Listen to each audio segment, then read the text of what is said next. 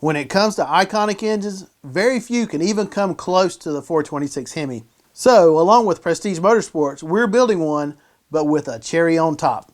How about a giant, old school 871 blower shoving in more air and fuel?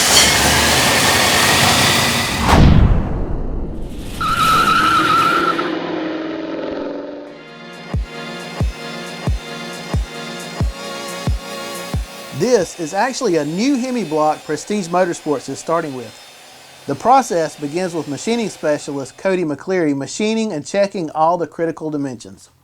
The camshaft is a solid roller from Urson. It's designed to work well with the moderate boost levels created by the blower, but it's still a big boy.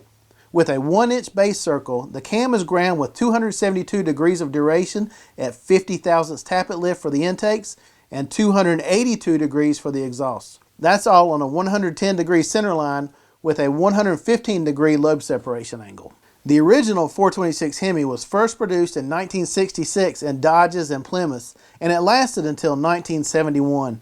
It was nicknamed the Elephant because it was not only powerful, but also pretty big and heavy compared to engine packages from other manufacturers. This particular engine will be going into a 1968 Charger build.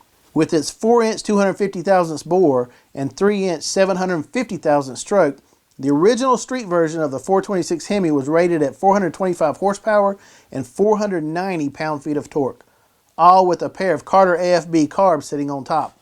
Of course, Prestige is going to blow that out of the water, not only with the blower, but also by bumping up total displacement nearly an additional 150 cubic inches to a massive 572. Assembler Larry Broker checks the clearances with the Clevite V-Series main bearings in place. Once he confirms everything is correct, the crank is ready to be dropped into place.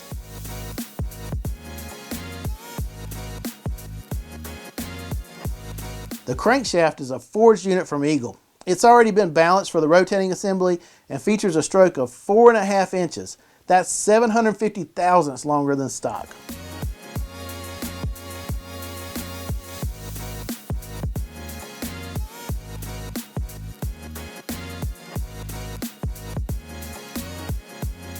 Main studs are used instead of bolts because they can provide additional clamping load and are less likely to cause bore distortion. To remove the chances of scratching a crank journal, Broker doesn't install the studs until after the crankshaft is safely in the bearing saddles. Next, the billet steel main caps can go into place.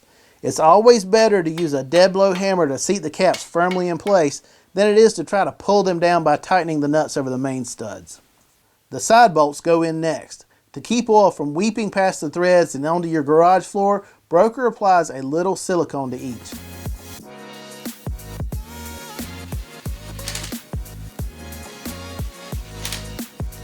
The rear main caps used to use an old school rope seal to keep oil from getting past the gap between the side of the cap and the block, but a thick bead of silicone actually works better. Just wipe away any excess after installation.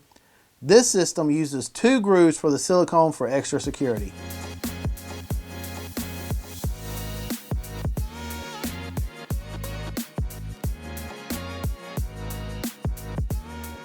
Once all the caps are in place and Broker has confirmed proper crankshaft in play, the mains are torqued in stages to a final 100 pound-feet while the side bolts are tightened to 75.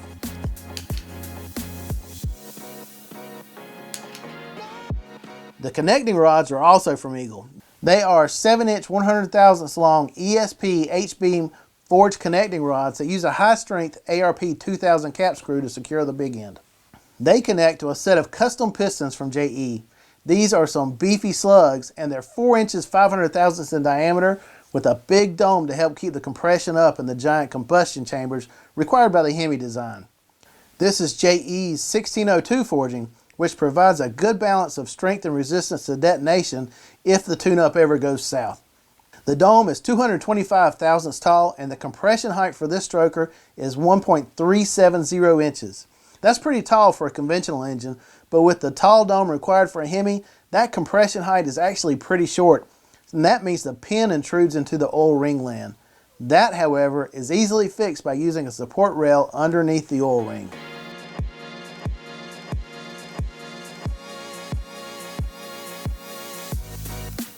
Broker sets to work assembling the pistons on the connecting rods. The ring package is pretty thin at 0.43, 0.43, and 3 millimeters, and the end gaps have been opened up to 32 thousandths of an inch for the top ring and 35 thousandths for the second because of the extra heat created by the additional boost. Once the pistons are on the rods and all the rings are properly fitted, Broker takes one last cleaning pass on all the cylinders, applies a light coat of motor oil, and begins dropping the assemblies in place.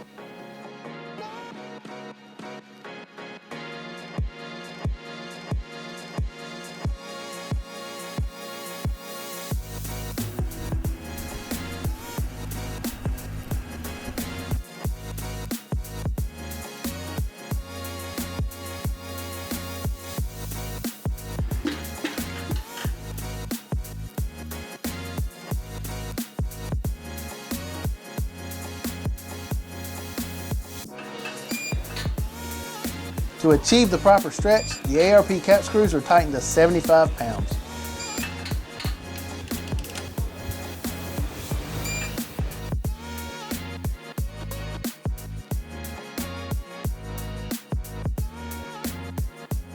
Although this is an aftermarket block, the Hemi is still a standard deck height of 10 inches 720 thousandths.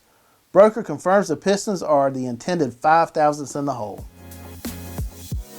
Once the double row timing set is hooked up, the Urson cam can be checked to confirm that it is properly timed up.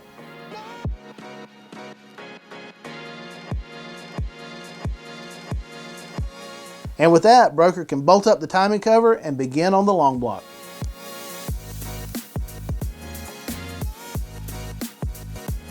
For the oil pan, Prestige went with one of Milodon's Hemi pans with a 7-quart capacity and a center sump. This pan is specifically made to work in stroker applications, so it's designed to use an external pickup system.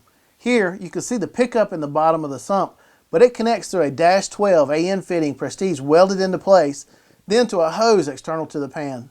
That hose then connects the pickup to the stock style external oil pump.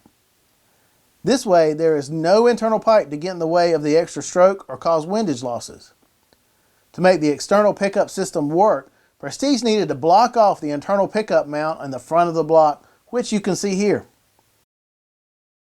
A little extra silicone helps the Fel-Pro oil pan gasket maintain a leak-free seal, and the oil pan is bolted into place.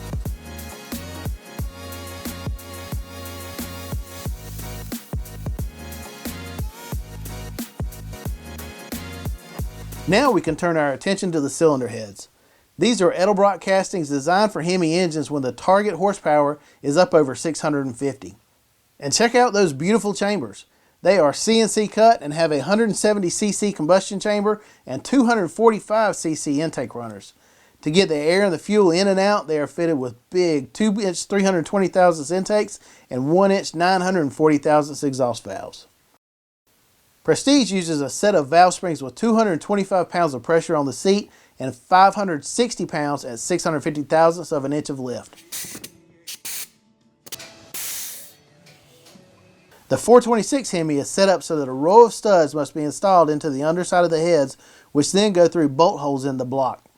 After threading those short studs into the deck of the cylinder heads, we also installed the rest of the studs into the block, but that turned out to be a mistake as we couldn't get the shorter studs to fit into the block with the longer studs in place. So the ones in the block had to come right back out. While he was at it, Broker also installed a pair of 60 thousandths oil restrictors into this passage in the block that feeds the rocker bar. Our particular setup is sort of unique because it prioritizes oiling by feeding oil to the valve train both through the rocker stands and also through the lifters and the push rods. Because the valve train gets oil from two sources, restricting the flow is necessary. The stock block, however, only oils through the rocker bar. Forced induction places extra stress on the head gaskets, so in addition to using quality MLS steel gaskets from Cometic, Broker also gives them a coat of copper spray to further improve combustion chamber seal. And with the head studs back off the block, the heads are ready to go on. Notice how the studs in the heads extend through the bosses in the top of the deck of the block. Then, once in place, a washer and bolt can be threaded to the underside. Now the studs can be threaded into place through the cylinder heads and into the block. Broker applies a thin coat of extreme pressure lube to both ends of the Manton push rods. These are 10 inches 400 thousandths long for the intakes and 11 inches 350 thousandths long for the exhaust because they have to reach to the opposite side of the cylinder head. They seat into a set of BAM's solid roller lifters that have already been dropped into the lifter bores. As we've already mentioned, this block design has a pressurized oil gallery that feeds the lifters. That's why the push rods are hollow. They help feed oil to the rocker arms. Broker also adds latch caps to the top of the 5/16 inch valve stems. The caps help provide a little extra surface area for the high lift roller rockers to move across. And now we're ready for the famous Hemi rocker arms. Before assembly, Broker takes a moment to thoroughly clean the rocker shafts. The hollow shafts feed oil to the rocker pinions, so it's critical that they are thoroughly clean of metal shavings or any other contaminants that can catch inside the shafts. The rocker system is from Indy, and as you can see, some assembly is required, but it is simple enough. The purple rocker stands use the head studs to secure them in place, so that means the heads can't be torqued to the block until the rocker stands are on. Some builders prefer to bolt up the rocker stands on the heads first, torque everything down, and then assemble the rest of the rocker assembly, but Broker prefers to assemble it all first. The choice is up to you. Broker drops the completed rocker assemblies onto each head, being careful to make sure each pushrod cup is firmly seated into the rocker arm ball. That silver section you see on the outside stand is where a little clearancing was necessary to fit the particular valve covers Prestige is using. Then the washers and nuts are threaded onto the studs and everything can be torqued down. Final torque for the head studs is 70 pounds, applied in 3 steps. And don't forget about the studs extending into the block. It's impossible to reach these with a socket, so Broker uses a dog bone extension on his torque wrench.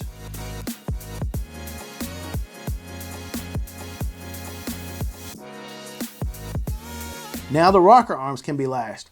Urson wants the hot lash to be 22 thousandths for the intakes and 24 for the exhausts. So to compensate for thermal expansion when the engine is hot, Broker lashes both to 16 thousandths cold.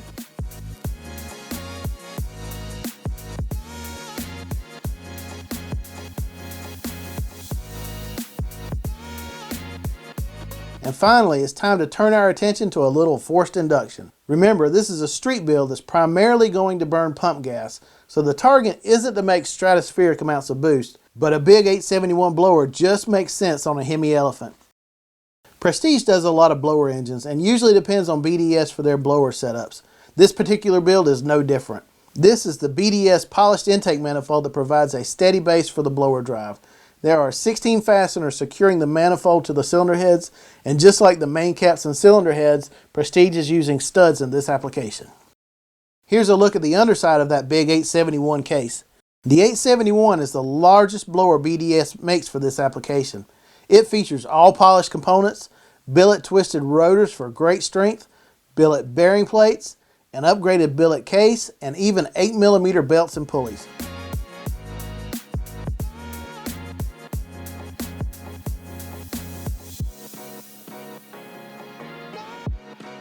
But before Broker can hook up the massive blower belt drive, the accessory drive system needs to be in place.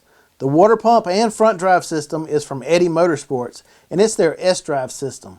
They, just like all the BDS components, are all polished aluminum. Broker also mocks up the MSD Pro Billet distributor as he fits everything in place to check for clearance issues. And here's a look at the Dash 12 external oil pickup line all plumbed up.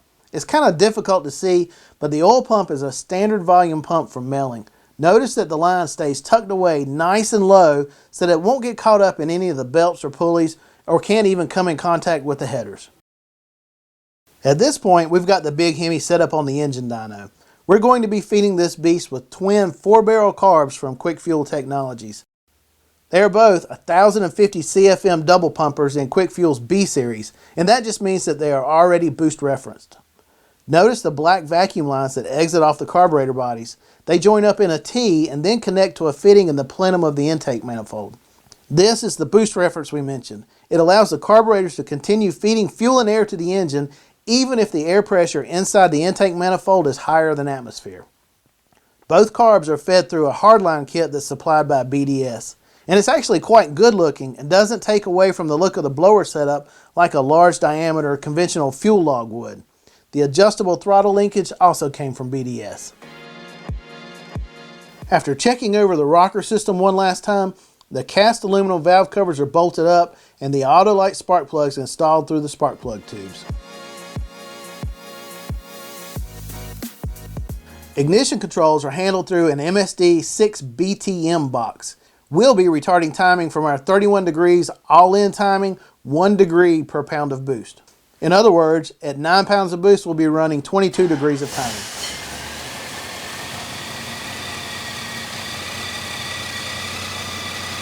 And here's a look at the belt drive system.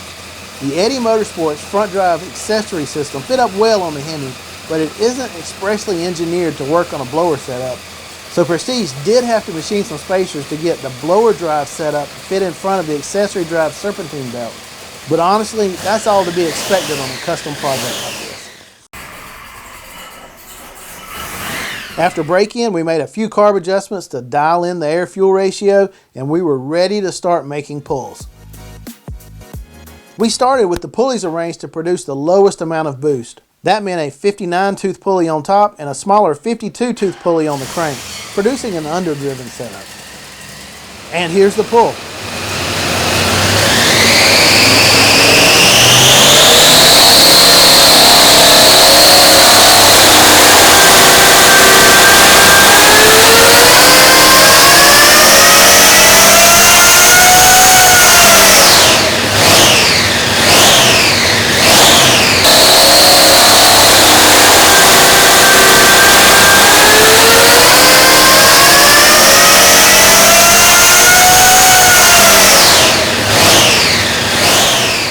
Just look at that Kansas flat torque curve. We're talking well over 600 pound-feet from 3,500 all the way to 6,400 RPM. Peak horsepower was 768.3 at 6,400 RPM, and that was with relatively low boost. In fact, the boost never got over 3.4 pounds. On this chart, the numbers for the horsepower and torque readouts are along the y-axis on the left-hand side of the chart, while the numbers for the boost readings are on the right. But impressive as it was, that pull was really just to baseline the engine and confirm that everything was working together properly. Next, we swapped the two pulleys, creating a mildly overdriven setup, and saw improvements. Then, since enough is never good enough, we pulled the 52-tooth top pulley and installed a 50-tooth.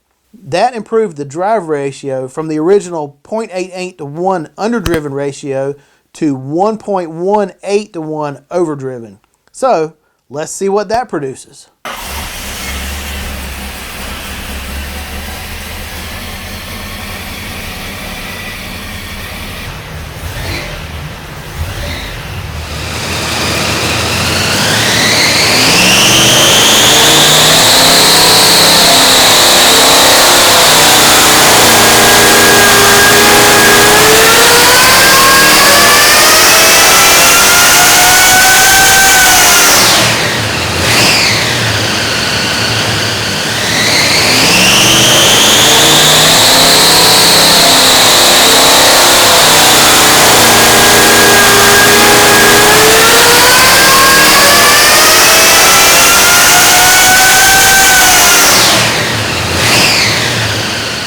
This time around, we saw a huge boost in power.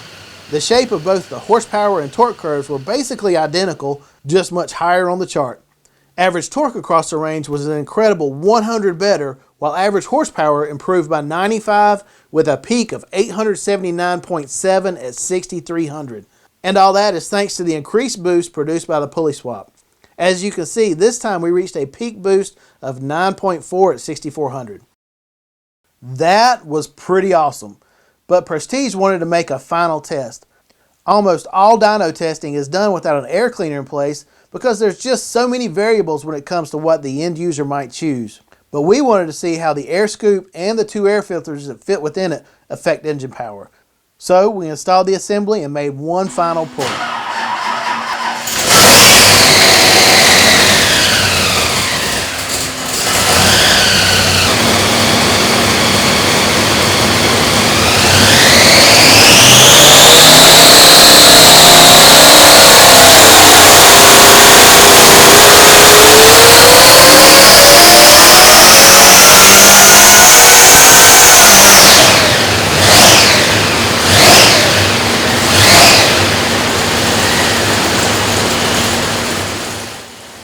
With the air cleaners and the scoop in place, we did, as you might expect, lose some power. Average torque and horsepower was down across the range by 28 and 27 respectively. However, the engine does still make a ton of power with a peak of 828.8 horsepower at 6,400 RPM. And that's all from the fact that the extra restriction created by either the air filters or the fact that the air can only get into the engine from one direction through the scoop instead of a full 360 degrees like before, cuts down on the amount of boost the blower can produce. It's as simple as less air entering the engine means less power produced. One thing the engine dyno cannot do, however, is replicate airflow into the engine at speed. Even though we were down on power a bit, that scoop is probably quite helpful in real-world conditions. After all, at highway speeds, it should help catch air and ram it into the engine. Either way, this 572 cubic inch Hemi is as strong as its elephant namesake. Not only does it make great power, but it looks awesome and sounds even better. As always, thanks for watching. If you've made it this far, please like and subscribe for more great videos, and we'll see you next time.